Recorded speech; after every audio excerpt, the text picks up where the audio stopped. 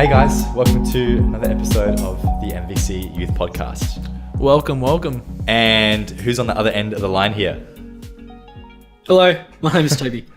We have Toby Ackland as our third guest. Yeah, I believe. third.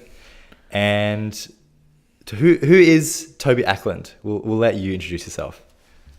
Yikes, cool. So, I'm Toby Ackland. I'm currently a student at Avondale College, which is a Seventh-day Adventist college in Currumbong, which is just outside of Sydney. I'm studying, hold your jokes for the end, I'm studying a Bachelor of Arts, but I'm doing a double major in chaplaincy and religion. Cool. What else can you tell us about your life? Where did you grow up? Where do you come from? Where'd you come from, Cotton Eye Joe? My life.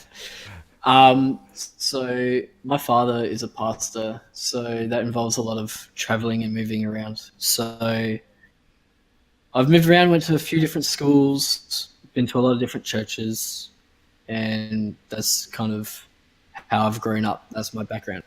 I've always grown up Seventh-day Adventist, got baptized when I was 14, and yeah, as you know, I'm currently studying.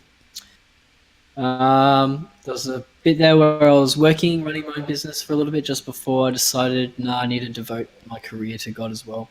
And so that's why I'm here. That's awesome, man. Did you want to tell us what you were actually doing before Avondale?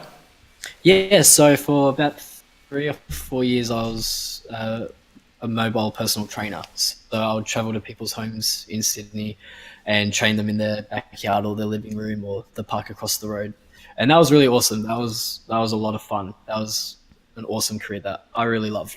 But it was just really hard to balance. There was a direct correlation between how much money I made and my relationship with God. So, because as a PT, you got to be as friendly as possible and you got to be as likely as possible. So you can't talk about anything controversial such as politics or religion or anything like that. So when I couldn't make my career, or when I couldn't talk about God, or when I did talk about God, I'd find that I would lose clients. And I thought, well, this isn't good. So I decided that I needed my salary to be dependent on telling others about God. And so that's what I did. Nice. Sick. Now, you previously mentioned that you are a pastor's son. Is the whole pastor's kid rule of thumb true? Is it correct? Where the pastor's kids are always the worst kids in church? There's so many, I've met a lot of pastors' kids, and yes, that's definitely, that's absolutely a thing. I was really fortunate with my upbringing, my family situation. I'd made it very clear from the beginning that whatever my belief is or whatever my faith is, that my religion's mine and it's not a hand-me-down religion. And that if I wanted to do this whole religious thing, I've got to do it. It's not on my parents, it's not on anyone. So, the extent of my rebellion would be going to concerts on Friday night or whatever. And Dad was always there to say, hey, I'll give you a lift. And he wouldn't hammer me with the theology or hammer me with the SDA doctrine or anything like that. And I'm really grateful for that because he gave me room to flesh out my own walk and my own friendship with God. And I think it's because of that I'm here today. Because I think if he pushed it, that would have been really hard. And I don't think I would have dealt with that really well. Nice. One more question about yourself. This whole podcast isn't just about your life story, but one more question. Oh, shame. What made you pick chaplaincy over the other sort of options that allow you to talk about God, I guess? Well, like I said, Dad's a pastor. And if Dad wasn't a pastor, I'd probably have gone into that role. I would have pursued that, not knowing what it involved. But because I've got that kind of behind the scenes look, I can see the sorts of things that Dad has to put up with, and I don't have that kind of patience at all. I think I'd be very quick to lose my job just because I'm pretty straight up and if someone's being an idiot, I'm just going to call them out on it. And in a church position, that's probably you're probably going to lose your job pretty quick as a pastor. Whereas I feel like that's almost needed, or it's definitely a better quality to have in a school when you're around children that are developing and learning. Obviously, don't call them an idiot, but like to journey with them and to guide them to like a better path, or to guide them away from a path that they may stray. So I feel like that quality is better suited for high school, and so that's why I want to be a high school chaplain. Wow, that's actually a really interesting perspective. I never actually knew that. There you go. So it's fair to say you're quite passionate about certain topics then, in that case, given what you just said. And we've got you Sorry, on... you've cut out. Oh, sorry. I was just saying it's fair to say you're quite passionate about some certain topics then. Is that fair to say? About things... Sorry? Yeah. Yes, I'm passionate about a lot of religious topics. Yeah, so we've got you on today regarding things like religious freedom, the politics behind it, and some current events that are going on. Yeah, I really enjoy talking about the religious freedom stuff and what Australia's going through right now, and freedom of speech, I guess, and a lot of that, because Australia, we've been going through some stuff here in Australia. Yeah, it's been interesting, and it's really interesting to see how the community here at Avondale has like viewed that, have observed that as well. Yeah, well, we should get into that later actually, but Okay. let's go to our first sort of topic of discussion. So I guess in the past, I would say 6 months. In the past 6 months, I feel like there's been quite a lot of media attention regarding religion. I guess one that really, as a fan of sport, and I know you're a fan of this sport in particular, in regards to Israel Folau, and this whole debacle that's gone with that. And I guess for the people that aren't aware, just to give some context, Israel Folau is an Australian rugby player. I don't know rugby league or union. I don't actually know the difference between the two sports. But so he posted on Instagram about, I don't know, kind of telling people to repent, and it was saying,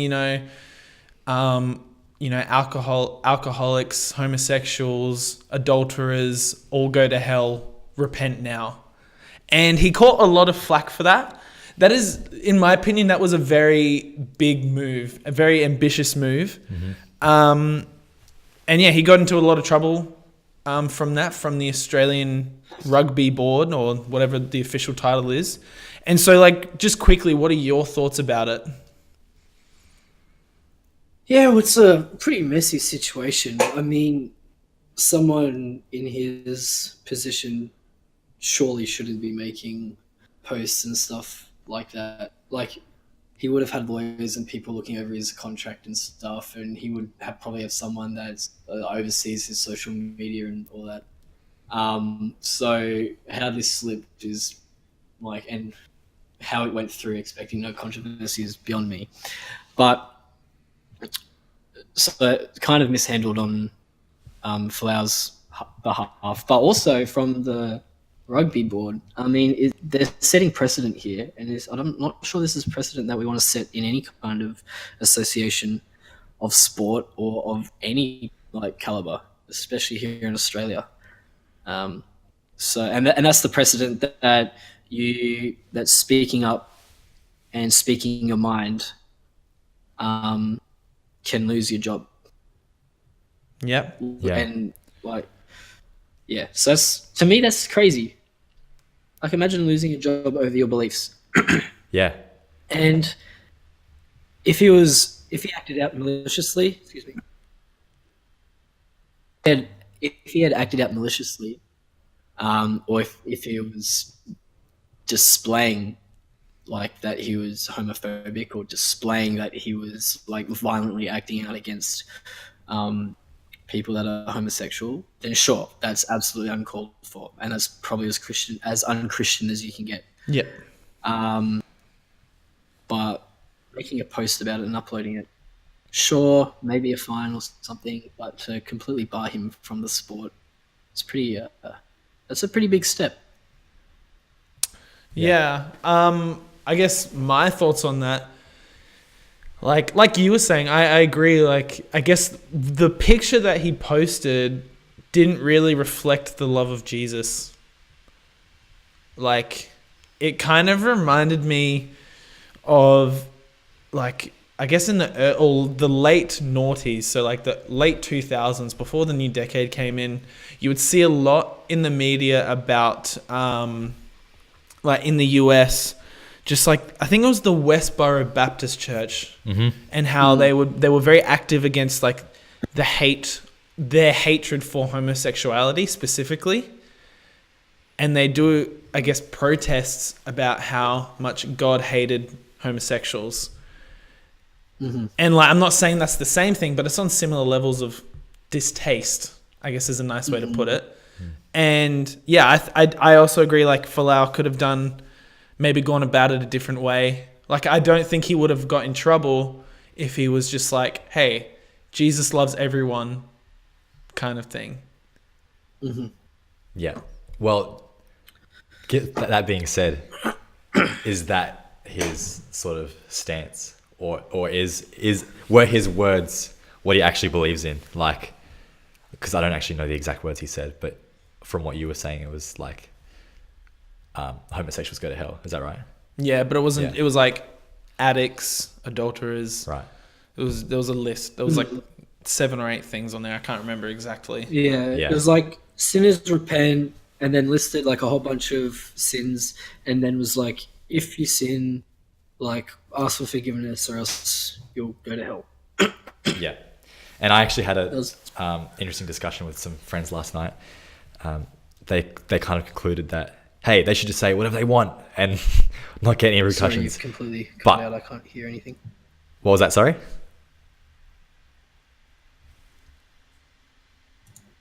Have you got us? Yep, you're back. Ah, cool. I was just saying that I had an interesting conversation last night with some friends, and they kind of concluded that, hey, they should just say whatever they want. It's just social media, and they should stand up for what they believe in and things like that, which I didn't fully agree with myself. Because why not? Why don't you agree with that? they are representing, I know in this case it's rugby, which some may argue that it's sort of trivial in the sense that some people will say you're just playing a sport and like they're just the players, and the sport and their social media should be 2 different things. I think that's sort of my view, that your personality is part of your career in a sense. Mm-hmm. So what you say is reflected everywhere. And I guess to play devil's advocate on the rugby union side of things, maybe it will give them a bad name. But to be honest, my completely honest thoughts is this is giving them a lot worse of a name, fighting this so hard and actually getting rid of their contract. That's giving them a ridiculous reputation, in my opinion. What are your thoughts? So in this particular situation, would you say that it's like do we think that organizations should monitor like the language that's being used? Like, so you say that Falau shouldn't have said that, or maybe he like should have worded it differently, or that he has a responsibility to his viewers or his fans, and he needs to uphold because he's a role model, right, in the sport. Yes. Yeah. Okay. So, and that's why a lot of people hold him accountable. If we take a step back and we look at like this situation, would it not be better my opinion is that if the organizations don't get involved and anyone can just say whatever they want on social media, then naturally say Falau says this thing and it obviously causes an uproar, but say that the rugby organization does nothing about it, he will inevitably, with people that disagree with him, he's going to lose fans and he's going to lose a player base, and that's inevitably going to decrease his value and decrease his income. And then eventually, if he keeps doing it, the consequences of him talking out like this is so that he will eventually be out of the job anyway if he continues this, like this line of like outspoken, controversial thought. Whereas if we jump on it as the organizations and find them or boot them out or whatever, then they have no chance to voice their opinion and talk and to hone their actual beliefs. Because maybe he changes his mind. Maybe he had no idea he was going to cause controversy, and he posted something like this, and he sees how he's hurt so many people. Maybe that's what changes his mind, and maybe he goes, "Oh, no, I don't actually really agree with that because I see how much that's hurt people, and hurting people is definitely not what Jesus is about." But the main point is, if we don't censor it, the community and the player base are just going to censor it. Because, like, if we can, like, I think we should give a voice to people that say outlandish stuff so that we know, oh, don't listen to that guy. You know what I mean? Mm-hmm. Well, because if we silence them, then they continue to, like, influence. And we don't want that. So, that being said, do you think the rugby union Australia, is that the sort of overarching?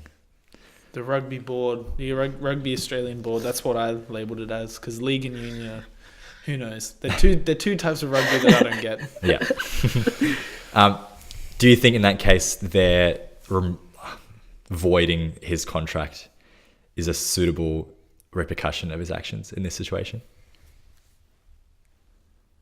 Yeah, I think I think censoring any kind of speech is definitely not the way to go. Yeah. You mentioned, like, you discussed it, well, you made the mention of, I guess, players being censored for their religious speech. And in this situation, I guess, yes, Folau was censored for his religious speech, but do you think, I'll just explain my side. I don't think religious speech should be censored in sport, because I think that definitely does make up the personality of a lot of people. I would say that religion has definitely shaped my personality, and I'm sure it's the same for even people that are in the media. And so I don't think it should be censored, but I think just the way it's gone about should be censored. And maybe not necessarily like censored by boards and, like, you know, managers and media coordinators and stuff like that. But I guess we should censor it ourselves, because, I mean, the way he pictured the idea or painted the idea of God is a God of wrath. And that's definitely not the case. Mm-hmm. And so, like, I don't know. That's just my main issue with this whole situation, is that he painted this completely incorrect picture of who God is by sharing a photo like that. And, like, yes, he did get consequences from it, but I guess, like, the consequences that he got, no, he should also have different consequences, I guess. In this, I don't know how I'm trying to explain it, but, like, I think there's more to it than just, like, losing a rugby contract. Yeah. Losing a sporting contract. Like, yeah, I fully agree. Yeah. So what do you think? I know this is probably putting you on the spot. What would have been a better solution to this, you reckon?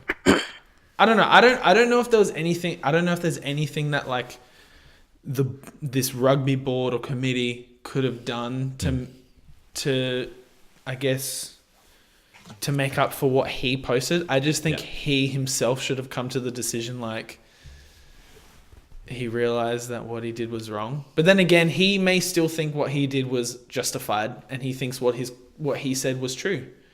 So I guess what I'm kind of talking about is a different conversation about, religious convictions. But I don't know. I just think if you're gonna cause controversy and you're in the limelight, just don't say it. Like, there's so many ways you can say things. Like, about any topic, you can go so many different ways about every single topic, and he just went with the worst possible solution, in my opinion. But yeah, it was pretty. Yeah, very, very much out there. Very much. Yeah. That's I guess all I have to say about that. What do you think, Toby? What do you think would have been a better solution if you have an idea? I don't know if you can hear me, but you've cut out. You got me now? I can hear you. Yeah, you're back. Yep. What do you think would have been a better solution for this scenario in terms if you were the rugby union? I don't think that they should have touched it. I think they should have just did absolutely nothing about it and let it play out. As I was discussing earlier, I think that naturally he's going to lose fans and that's going to decrease his value. And if he keeps it up, he's going to have no fans and have zero value for the league. So I don't think that there was any cause for anyone to step in and censor any kind of speech. And I don't think that it was because it was religious specifically, but I think it was because they viewed it, well, there was a lot of pressure on the organization because it was viewed as hate speech against a minority, which is the homosexual communities. So,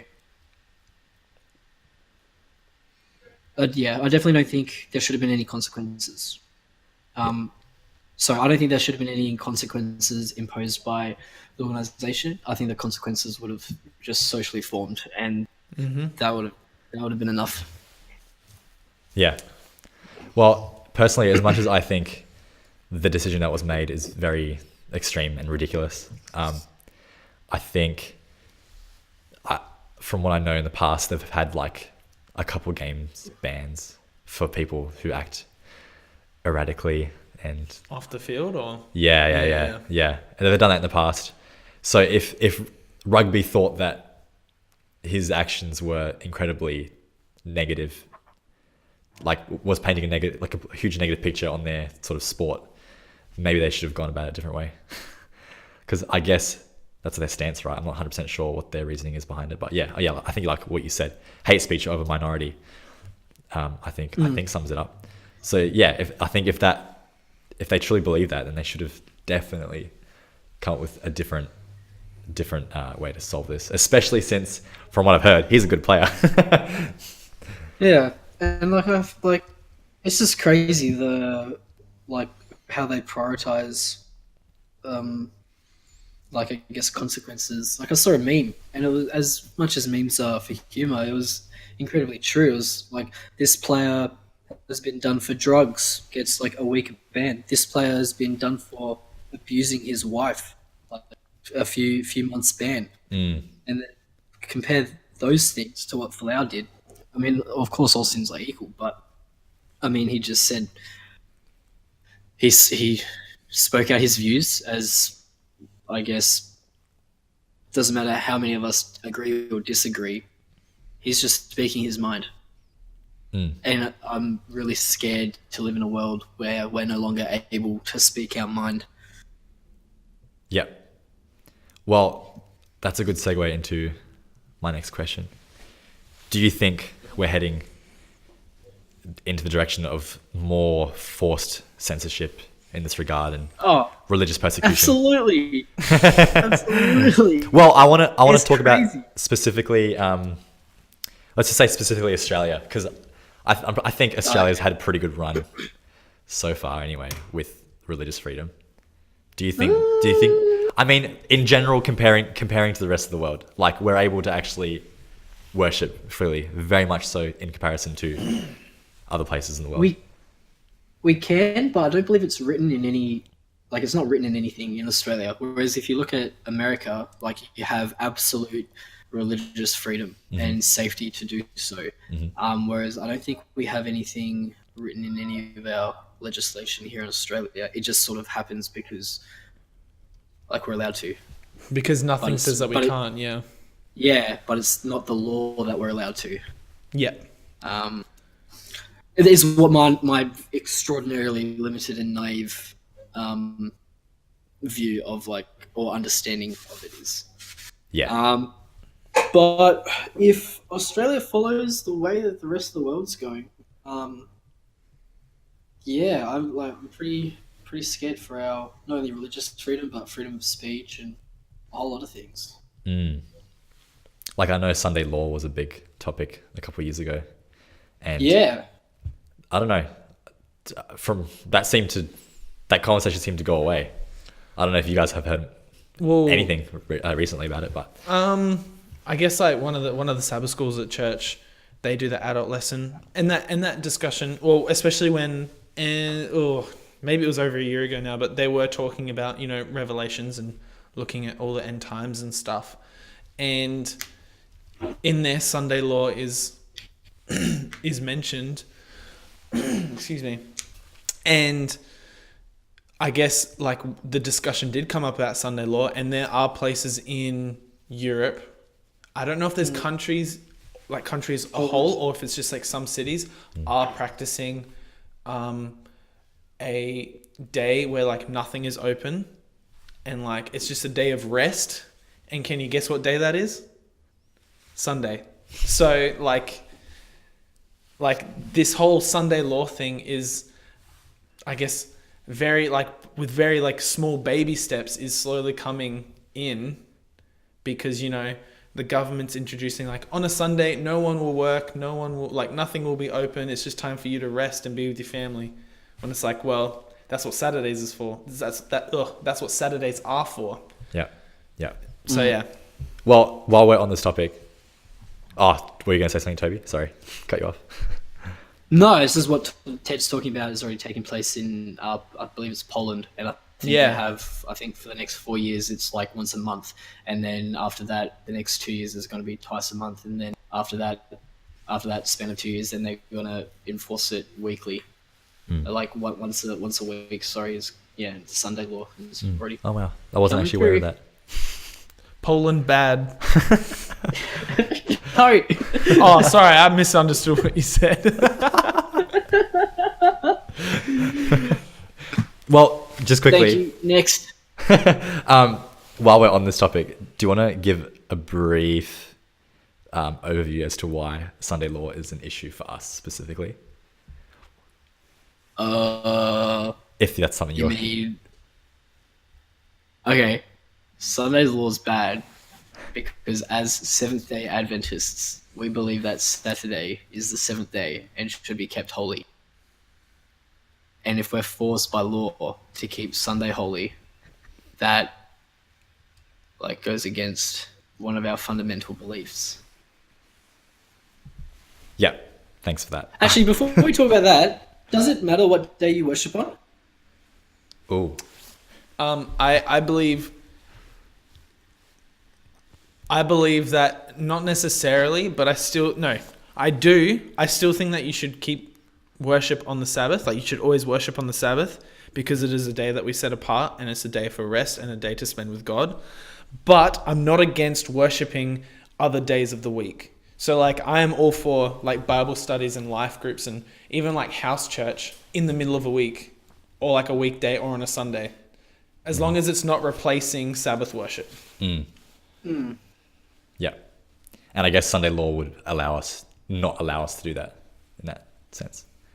The way that we have it now. Yeah. Yeah. Yeah, but you could argue that you're supposed to worship and be close to God, and you're supposed to worship God in every single aspect of your life. So why is it reserved only on Saturday? Why aren't you worshiping every day? Oh yeah. Well, we should be worshiping every day. I try to. So then why does it matter what day we go to church? I guess that's keeping the seventh day holy in terms of not keeping it holy by going to church, but having that as your main focus of the week. That's my view. For me, I guess I find my rest by spending time with God, by spending that, by devoting that extra time to be with God. That's not saying that I'm not doing that throughout the week, but I am saying this is time that I specifically set aside so that I can be with community and with God, and rest in Him. Well, what do you think, Toby?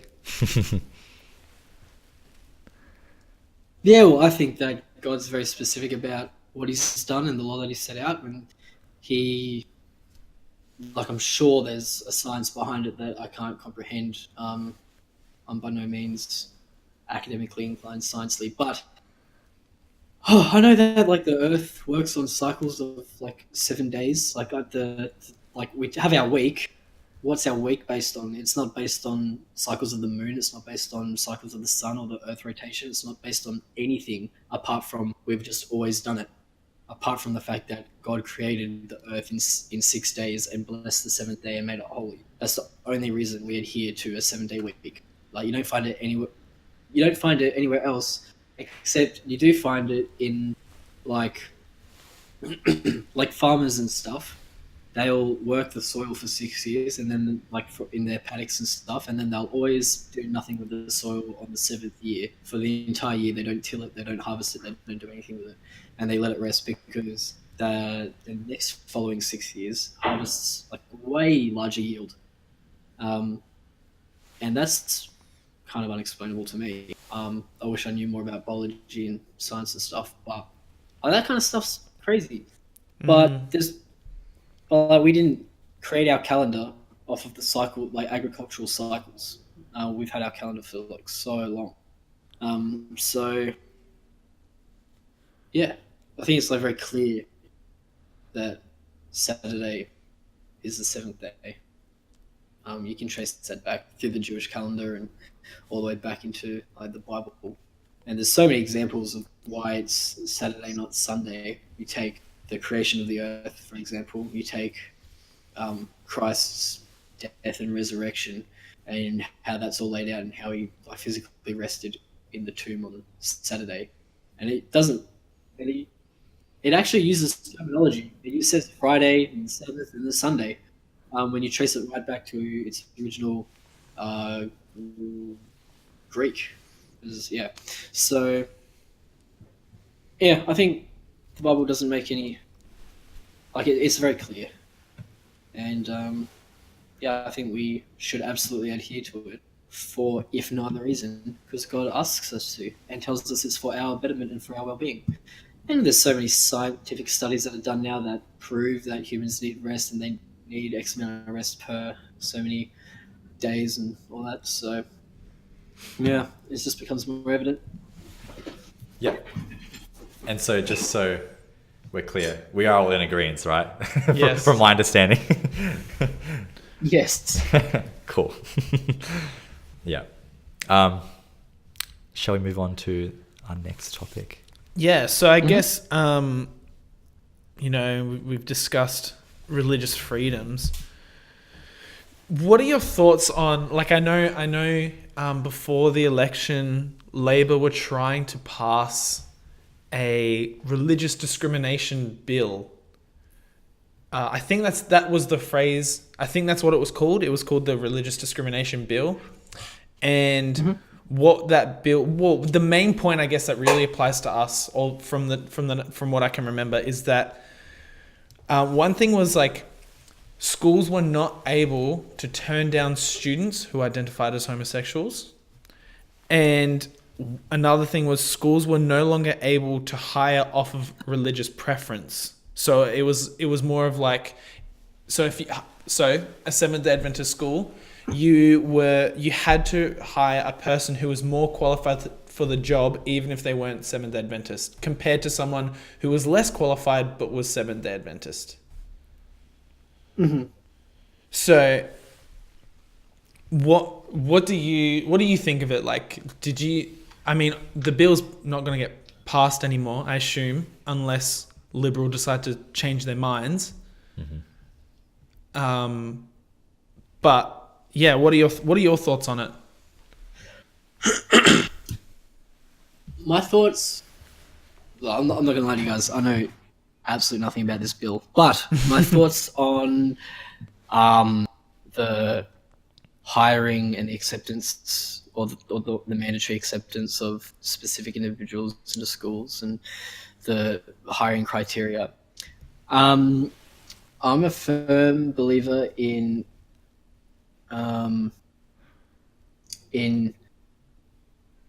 equal opportunity, or in equality of opportunity, not equality of outcome. Now, so that means that with the hiring stuff, yeah, the best person for the job should get the job. We shouldn't say, oh, we need to meet a quota and we need these people for the jobs just to fit our racial quota. Or, like, I believe the only way that a business or a school or an enterprise or anything is going to advance and succeed and be good at what it was made to do is if you have the best possibly qualified people, or the people that fit the description the best for that job. The thing is, for most religious schools, being religious and having a relationship with God, but then not only that, but having the ability to relate to students and to share that religious experience with students is extraordinarily highly, like, that's such a positive thing that they see. That's like highly prioritized. And so, like, if this bill was passed to say that it's for the person that's best fit for the job, I don't think it'd be very hard for the schools of whatever denomination or whatever religion to say, well, no, they fit best because we're looking for teachers that instill these values, and this person instills these values more than this person, because the ethos of the school's probably more important than the qualifications. Yes, but that's the thing. Like, this bill no longer, if it was instated, if this bill was put in place, schools would no longer be able to do that.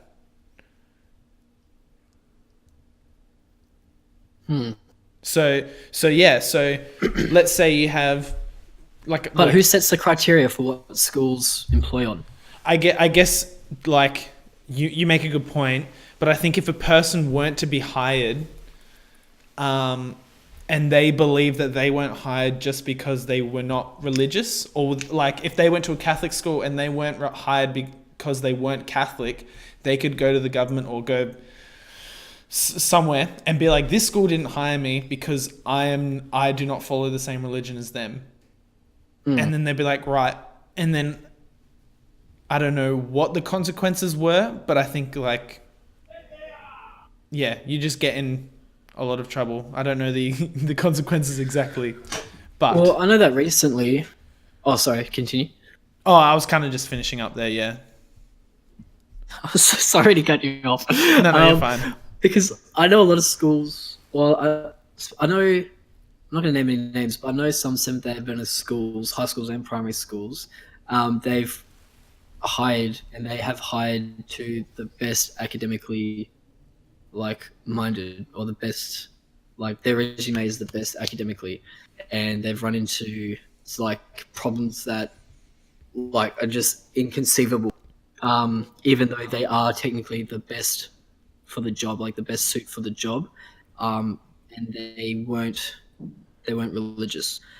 And so what the schools have done is they've gutted the entire staff, and every person from the staff has to reapply and like has to like reapply for their job, as well as they're taking on, like, they're opening up to allow more people to apply for the job. And so then that's how they kind of get away with, they're not firing anyone based on their religious background or their religion, because they're firing everyone. It's equal, but your qualities and your personality and your ethics and everything have to align with the school.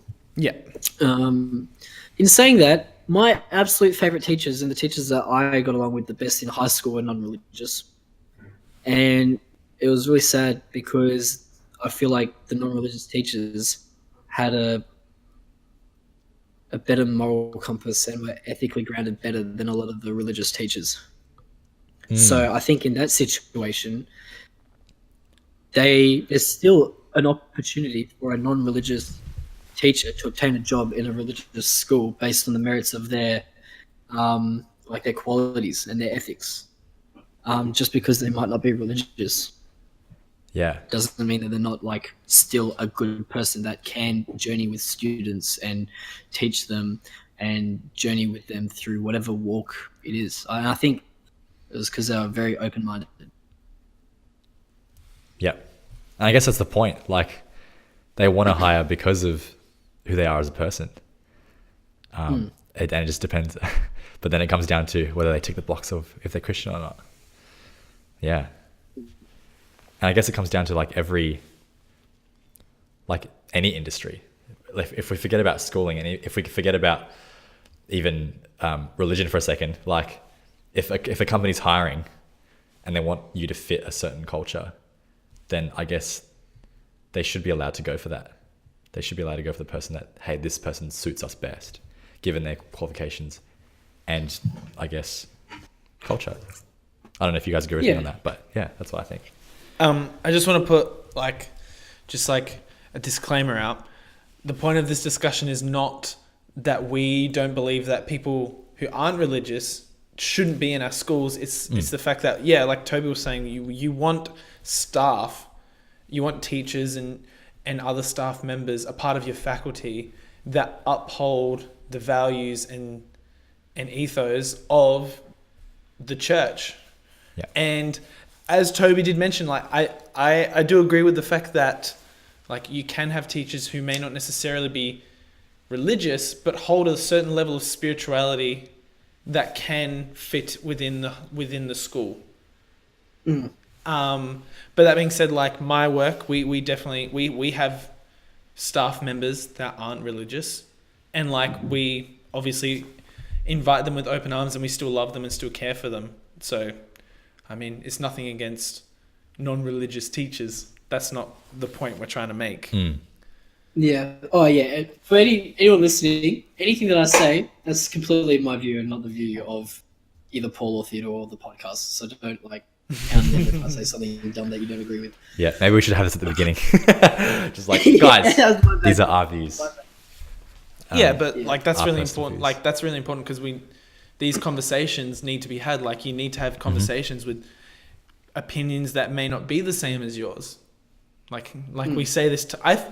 We've said this every podcast so far. Yeah. How are you going to grow if you're only hearing the same opinion? Like if you're only hearing the same opinion, that's like if you're only hearing opinion that is the same as yours, like you're not gonna grow. You're not gonna learn. That's why this endangerment of free speech is so dangerous. Because how are we going to share opinions that are different? And because talking is a way of thinking and verbalizing the thoughts and verbalizing to another person, gauging their reaction, bouncing ideas off each other. That's thinking. And we're like a lot of us are just bumbling idiots that don't know what we think half the time.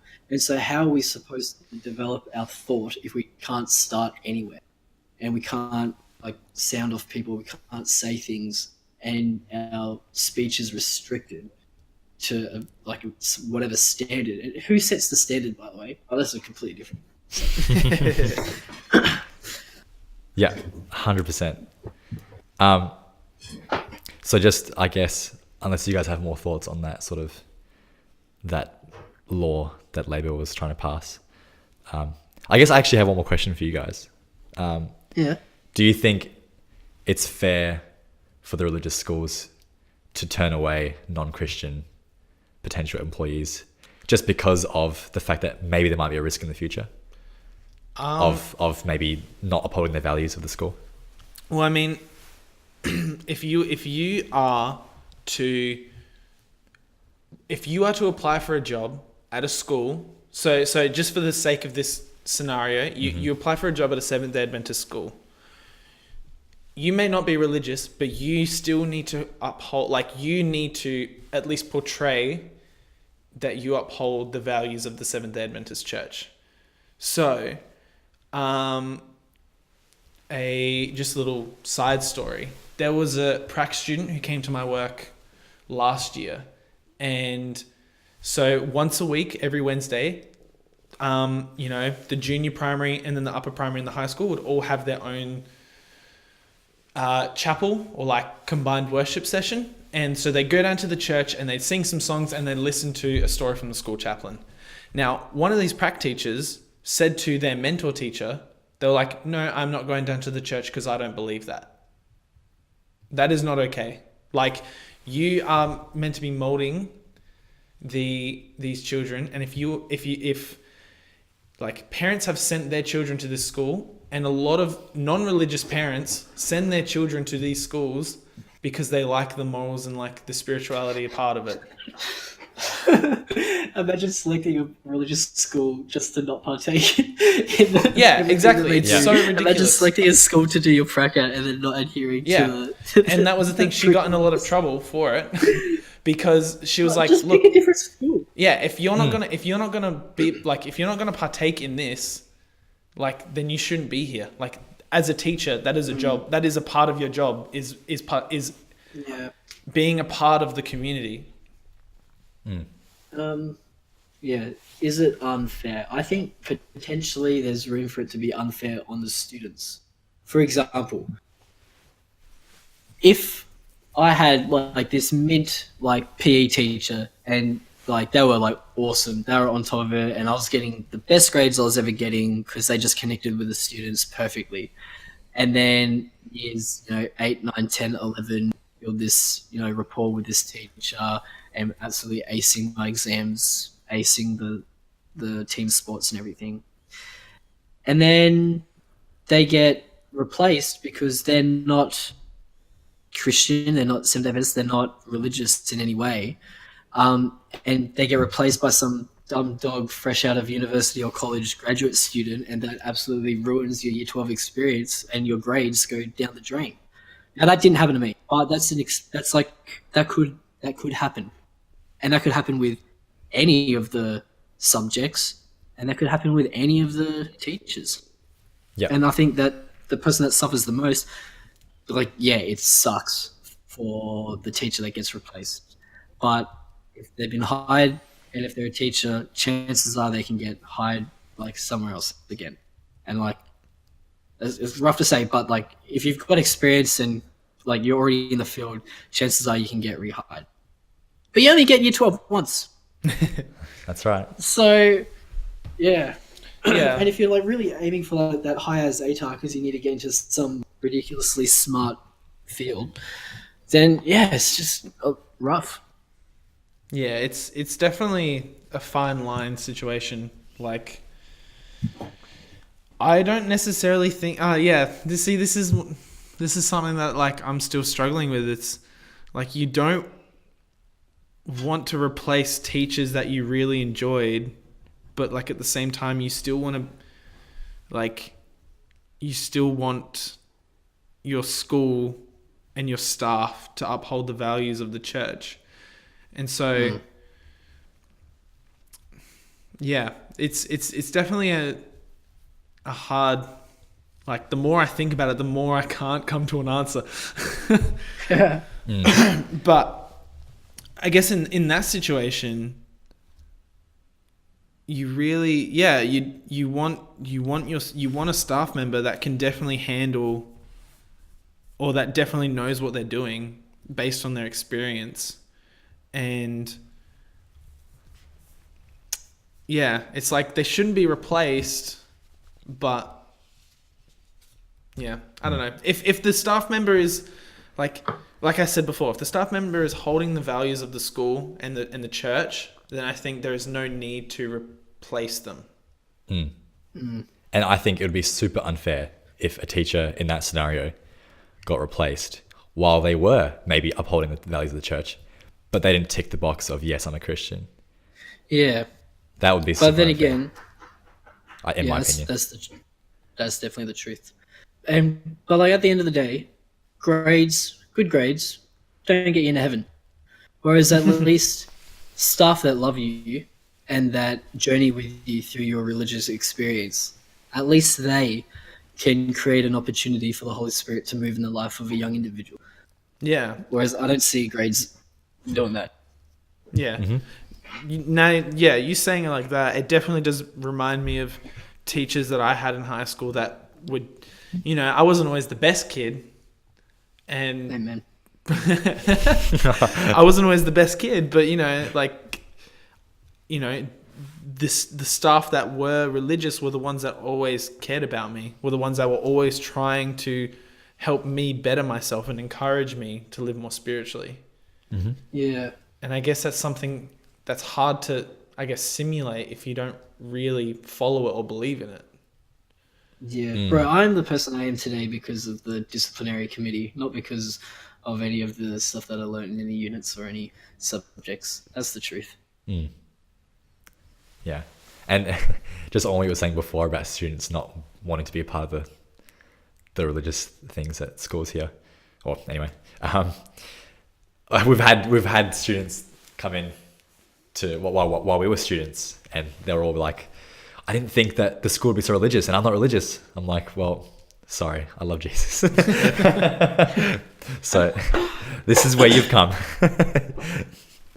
Yeah, that's all I had to add.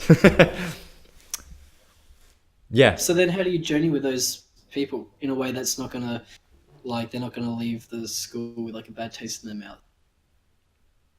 Showing the real love of Jesus. As cliche as that is, it should be a staple for everyone going through their life. You want to show people love no matter who they are, no matter what they've done. You need to show love to people.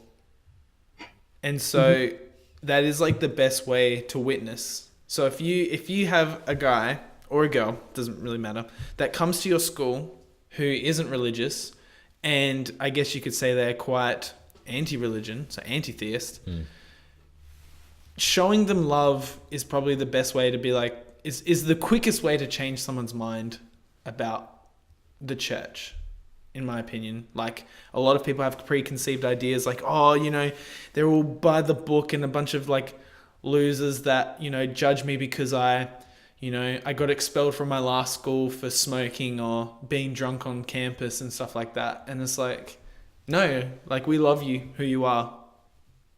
Yeah. Yeah. I think I heard somewhere, and I struggled with it for a little while, but the best churches have people smoking outside them. You want to repeat that, sorry? Oh, the best churches have people standing out the front smoking. Oh, yeah. Yeah, oh, man. I feel like we may have heard that from the same person. Yeah, okay. Yeah, I think so. And, I struggle with that because I'm that doesn't set a good example. But then I'm yeah, but sometimes it's not all about setting an example. But what's the example we're setting to those people that are struggling with something that need help? Yeah, what's definitely. the examples to them first? Yeah. And I guess it just makes us relatable. And we've had discussions in earlier episodes of us being relatable. Not saying that we go out and smoke with them, but at the same time, journey with them. And I think it's the same with the student, non-religious students thing. I'm sure we've all had friendships with non-religious students, and I think that alone enabled them to not have a bad taste about the school or about us or about Christians. I'm not saying that's with every single non-Christian student, but I'm making an assumption here that we've all had non-Christian friends that haven't had a bad taste about those things, about us in the school like that. And things like that. So for sure. Yeah. Well, disclaimer, Paul and I were in the same class in high school. Yeah. And Paul, I think both you and I, our friend group was majority non-Christian. Most of our closest mates. Yeah, come to think of it, yeah. I think so. So, and we still keep in touch with them today and love on them today. And now a few of them are so involved in church, it's crazy. Mm-hmm. Yeah, it's really awesome to hear. And if they're listening, you know who you are. So,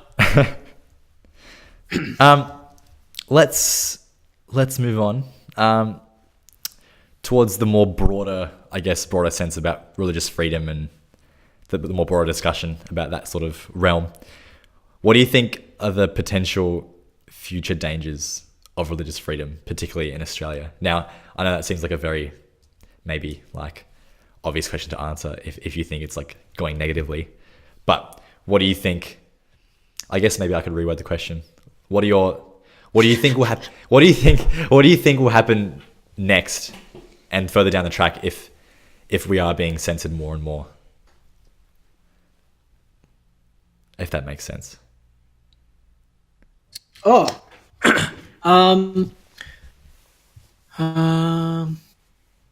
well, the reason we're being censored is because there's certain like groups or like identities that are offended by specific speech. And so if we go about trying to not offend anyone and specifically not offending like these minorities or these groups of people, and like I'm not saying that you should go out trying to offend people, because that's definitely not the way to go. But you can't say everything and you can't speak and you can't grow without. That's what thinking is. It's accidentally like offending people, and that's how you learn and grow. Like we've kind of already discussed that. So it's like playing to this like identity. I guess it's like identity politics, where everyone adheres to like a group of people. Whereas I think for us, for Christians, it's I think the idea of the sovereign individual is so important. Like each of us were made in the image of God. Like every single one of us. And like just because we share traits with other people doesn't mean we need to adhere to this like group identity or this like group politics or something like that. Because that goes back to like, yeah, because if you read history, that's exactly what like Nazi Germany did. That like as they were gaining traction to leading into power, that's exactly what happened in China. That's exactly what happened in, what's his face with Stalin. Like this is like what we're seeing now is exactly what happened then and led those groups, those really oppressive groups, into regime. So we know exactly where it leads, and the fact that no one's really caught on is insane. Yeah. Well, when you say caught on, I mean, I've had discussions recently with people that were like, this is insane. Like they were like actually like, I was gonna say having a fit, but like they're like really. Well, they should be having a fit because it's so severe. And I mean, we're not doing. We haven't caught on. Sure, you and I may have caught on, but the powers in play create our policies and create legislation in our politics. They haven't caught on. Mm. Well, that being said, do you think the continuation of the Liberal government will have a negative impact? If you're aware of, I guess, Liberal policies, do you think this election will have an impact moving forward? Yeah, look, I'm not going to say that the Liberal Party of Australia is close to Nazi Germany or Communist China. Liberal government is Nazis? Question mark? New title confirmed. No. But yeah, if they want to continue playing into this, but I don't think they have. So no, I think we're safe in Australia. Well, the thing is, that was like where a lot of the vote, I think, well, from my understanding, from reading news articles, now I will admit most news outlets are leaned towards more of a right-wing outlet. Mm-hmm. So, I mean, there is bias there. But from what I read, a lot of votes did come from because people just didn't agree with Labor's proposal with the religious discrimination bill. And like if Labor were going to come in, like if Labor were to win the election, then this religious discrimination bill would be put in place. And like, yeah, like people were like, no, that's so stupid. Like we don't want that.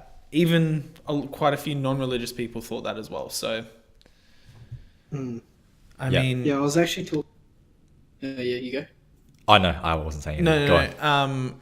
I was just gonna. Yeah, no, I was just saying like, I don't think there will be a negative impact in regards to religious freedom. But I mean, is there really any good political party? Like, let's be real. Yeah, that's the thing. Like, I was talking to a pastor, and he's very like into the world of politics, and he was saying that, look, like, all we can do is pray, because if one party gets in, that's great for our schools, garbage for our church. If the other party gets in, that's garbage for our schools, great. Or did I say the opposite? But yeah, it's like the opposite way. Yeah, exactly. So it's like, so the teachers are praying for one, and then the church communities and the pastors and everyone is praying for the other. And so we already have this like small divide, this friction caused by this politics within our own churches. And so it's like, especially when you're a Seventh-day Adventist, you're either a teacher, a nurse, or a pastor. So like two out of three of those categories are split in half, because one's good for education, the other's good for the church. So I mean, yeah, I totally agree with you. It's definitely just a big stupid situation. And I'm the only one here that doesn't fit any of those three. Are you even a Seventh-day Adventist? Like, bro. Oh, is Paul an SDA? New title. Is Paul a Nazi? we shouldn't joke about Nazis, guys. Sorry, my mistake. Nazism. I was just pointing out the political differences, or like the strong political ideas that really pushed those, like what we view as negative political powers from the past. Pushed them into power. Well, in preparing for this episode, I think you briefly mentioned to me about the extreme left, and I'm not actually 100% clear on what you actually mean by that. Do you want to dive into that a little bit? Yeah, I'm not a fan of this identity politics being played, regardless of whether you're from the left or on the right. Like, it doesn't really matter. But it just, at the moment, it's the political left that's actually governing our, like, all our education systems. So like all the colleges and universities are all predominantly leftist. And like I'm like moderate right. I'm like central right in my policies, and I have nothing against like right or left or anything like that. Like, they both have positives, they both have negatives, and I think one of the big negatives is playing into identity politics, which I believe is what a lot of the universities and colleges and stuff are doing today, in regards to free speech specifically, and like victimization of minorities. Yeah. And I could be wrong here. From my understanding, liberal is left. Is that right? Majority. Yeah. And yeah, I actually learned quite a bit in the last election. So I'm like, I actually want to vote for who I want to vote for, like, properly this time. But then I Googled earlier, I'm like, Labour is right? And then it's like, well, no, Labour has left and right within it. I'm like, what the heck? It's a bit different in Australia. Like, if you look at like the Democrats versus Republicans, that's very left versus right. Whereas Australia, it's like our Liberal and Labour is like, they're both pretty central left and right. Like, or they're moderate left and right. Like, there's no real extremists in our politics. Greens that get to like get to see the forefront of like policies being made and stuff. So not the Greens then. No one that actually has a voice. Well, we love you, Greens. We love everyone. That being said, I do appreciate that Greens have some seats, because they do actually have some knowledge when it comes to things like internet. Yes, no, that is true. Which I'm very passionate about. I actually watched the Parliament when that was going down about our internet censorship stuff, and the only people that were actually saying smart things were the Greens, from my perspective. So, anyway, yeah. Who wants the internet to be censored? That's just more censoring of free speech, and it's just silly. It's ridiculous. I agree. So, do you think Liberal being, I guess, more left, and then them being re-elected, do you think that's going to have, I think I might have asked you this already, but do Do you think that's going to have a negative impact in the years to come with freedom and censorship? Sorry. Liberals, Yeah. the Liberal Party is more conservative Yeah. than Labour. Yeah. Left wing is more like forward moving. Right wing is more conservative. So Liberal is more conservative. Yeah. You were saying... Isn't that what we said? I just said that. Did we say liberal is right and Labour is left? Oh, I thought you said Liberal is left. Sorry. Okay. Yeah. I don't know. My mistake, everyone. Yeah. Moving right along. I mean, if I said that, yeah.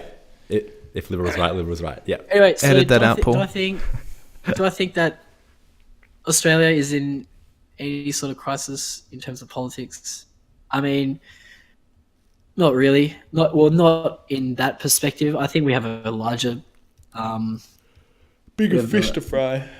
yeah. Our major alarm is trust. Like, I think that's like a bigger one that I think our politicians need to nail. I mean, like, we haven't. Like, when was the last time we had a politician or a prime minister that served there 4 years? Yeah. Yes. Like, when was the last time we had that? Let alone like their 8 years if they got re-elected. Wasn't it John Like, Howard? literally- Yeah, it was literally John Howard. That was literally like that was like when we were born. Yeah. Yeah. Well, That's how long ago that was. John Howard lost to Kevin Rudd, 2007. Yeah. So that's Yeah. over 10 years. Yeah. So, yeah, we could have had the same prime minister for the majority of that 10 years. Well, out of curiosity, who would we have now if that was actually played out like John Howard? Well, who's up John Howard? Kevin Rudd. Yeah. And then how long does each prime minister last for? Like, So they have a 4-year term, and that's like they most. Wait, do they? Or is it a 5-year? I don't know. I know America's 4 year. It's not an important question. I feel like we're getting into areas that we don't really understand. No. Well, I don't understand at least. No. I discovered I don't know anything about politics. Yeah. Yeah, I'm learning from this episode alone. But see, the fact that we're able to do this, the fact that we're able to talk, and because we're bumbling idiots that don't know anything, we're able to learn from each other and to talk and discuss and develop our own ideas with the freedom to know that we can do that. And we have probably said some things that are very wrong, and we're probably like learning from that. Yeah. And we're probably saying stuff that we probably won't agree with in the next like 2-3 years or whatever. But that's what that's what freedom of speech, that's what developing thought is. Oh, That for it's sure. literally the freedom for us to do exactly what we're doing right now. Yeah, for sure. At the time of recording, I agree with everything I'm saying right now. Obviously. I guess we did go on a bit of a tangent again, but that is perfectly fine. I think, discussion is important, I enjoy it. and we still, kept on the same pathway of thoughts. But moving on, what do you think as individuals and or even religious communities can do to allow people who worship? Wait, hold on. Can you read this out, Paul? It doesn't make much sense, mate. Yeah. What do you think we can do as individuals and as religious communities do to allow people to worship who/what they want to worship? So, I guess in our case, that is God. Yeah. Have we still got What you? can we do? Yeah. So what? Yeah, What can we do as individuals and or communities to, give up, not have censorship is what I'm trying to say. Yeah. Go out and vote, make smart choices, call up the politicians in your area, talk to them, voice your concerns, your opinions, all the sensible stuff like that.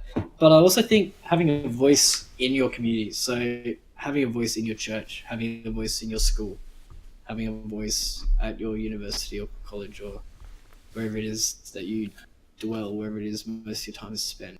I think having an active voice is important, and I think encouraging the most people possible to have an active voice is better as well.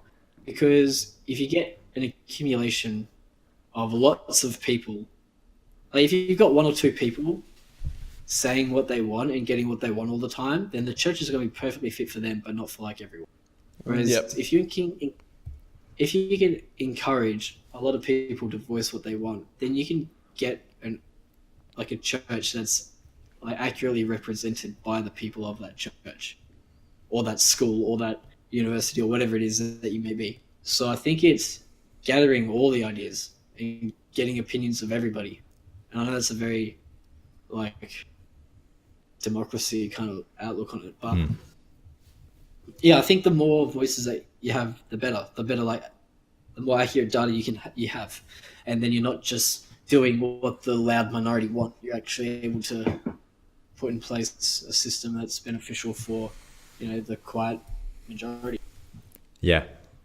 So, do you think if we continue to have these sort of open and honest discussions with each other about what we believe in, we'll have less situations like the Israel Folau situation?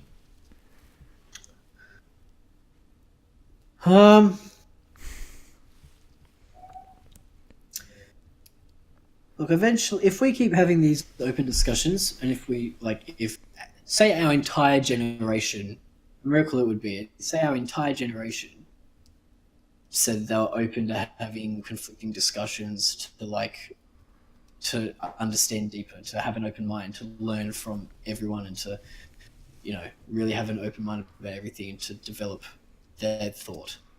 Eventually, when we're the dudes running all the stuff, like when it's people from our generation that are then the leaders of the rugby, whatever, then I hope that they'll have a better understanding of how things should work, or like the ethics behind, or the gravity behind the decisions that they made and the consequences that are about to unfold.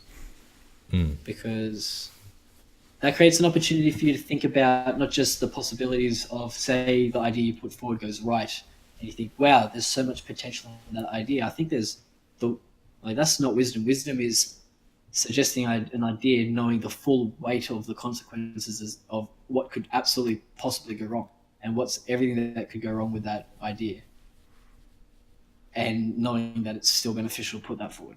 I think that's what wisdom is. And so if we can learn to flesh out wisdom as a generation, which I think can be honed by conversation, open conversation, not censored conversation, I think that's where a brighter future lies. Yeah. Yeah, I would say you hit the nail on the head with that one. Yeah, I fully agree Hit with that you. hammer with a nail. Hit that hammer with your wrench. Alrighty. Well, thanks so much, Toby, for coming on. I think we'll wrap it up there. Thank you for having me, you two. It's been awesome. I really enjoyed this time. Yeah, I did too. Thanks so much. Yeah, unless someone has more to say. Any closing comments? No, I guess, let us know your thoughts. I'm definitely not stuck in my ways. I'm always open to learn. So, if you have any opinions on the Israel Folau situation, it's kind of finished now, but if you had any thoughts on what happened, or your thoughts on What you think should have happened? yeah, or like thoughts on this religious discrimination bill, or even just I guess freedom of speech as well. What are your thoughts? Let us know. Contact us. Ways to contact us will be in the description. Yep. Thanks, Toby. But- no worries. There's our email, contactmvcyouth@gmail.com, and then like Ted said, Facebook, Instagram will all be in our description down below on YouTube. I'll definitely be lurking in the comments thread and answering any of the comments that are there. And the more controversial the comments, the better, because that's like we discussed. That's the only way we're really going. We're going to accurately discover and train our thought. Yeah. I actually just reminded myself that we didn't speak much about Avondale, but that's all right. Maybe another time. Future We podcast. we need another massive podcast on that bad boy. I'll tell you that much. Part 2. Yeah. Yeah, that's right. Avondale are Nazis? Question mark. Alrighty. I'm just kidding, everyone. Gosh. Disclaimer button. All right, yeah. So that's about it. We hope you, I guess, stay tuned every week, every Thursday we post. So you'll hear another one, episode of ours next Thursday, and you can pick whatever podcasting platform you choose: Spotify, Apple, Google, or YouTube if you're watching us. Yeah, that's about it. Thanks so much, guys. Yeah, See you next thanks. time. Bye. Thank you. This is definitely like one of the biggest things. I feel like I say it every week, but like, so today we're talking about materialism in today's world. That is definitely something that I have